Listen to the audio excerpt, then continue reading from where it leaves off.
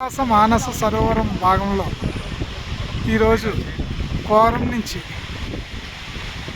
సాగాకి మా ప్రయాణం సాగుతుంది. దారిలో చాలా అందమైనటువంటి జలపాతాలు, ప్రకృతి ఆహ్వానం పలుకుతుంది.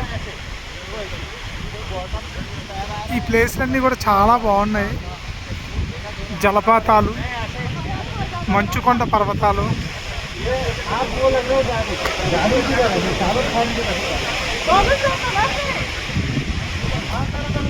ప్రకృతి ఆహ్వానం పలుకుతున్నట్టుగా ఎంతో ఆనందంగా, ఆహ్లాదంగా కైలాస మానస సరోవర యాత్ర ఈ కోరం నుంచి సాగాకి సాగుతుందన్నమాట.